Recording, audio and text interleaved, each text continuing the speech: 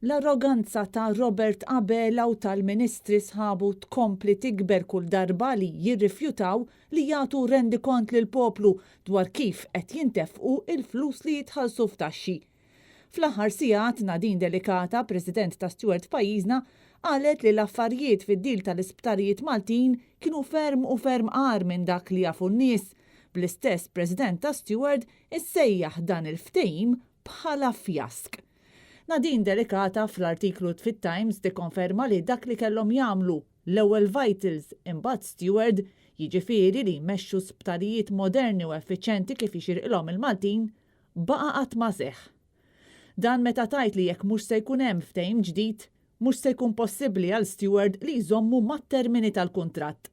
Imma fl-isfond ta' dan kollu, il-Gvern Laburista mhux biss ma jħossx li għandu jispjega x'qed jiġri talli b'arroganza mistoqsi għal spjegazzjoni jgħid li mhux affari li għandha tiġi diskussa fil-pubbliku, eżatt kif għamel id-Deputat Prim Ministru Chris Fern. Steward maħniex se noqogħdu nagħmlu battibekki dal-forum fil-post li jkun xieraq nagħtu risposti. Mhux binqas għamel il-Prim Ministru Robert Abela li prova jdaħħal dubju dwar ir-rapportaġġ tal-medja fil-waqt li ma weġibx jekk jaħsibx li d-dil tal-isptarijiet li għadu qed jiddefendi sal-lum u x'dil korrott.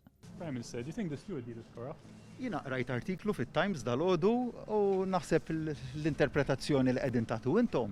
What's your interpretation? Kienet ftit differenti minn kif solitament kontu qed tirrapportaw, ma nafx jinbidel f'daqqa waħda. Interpretation then? U sa dan it-tant il-ħaddim Malti jibqa' joħroġ minn butu kuljum 188,000 euro lil Steward. Fl-istess waqt li Steward jibqgħu ma jħallsux lura fil-kaxxa ta' Malta 36 miljun euro VAT illi ilha dovuta sa minn żmien il-Vitals.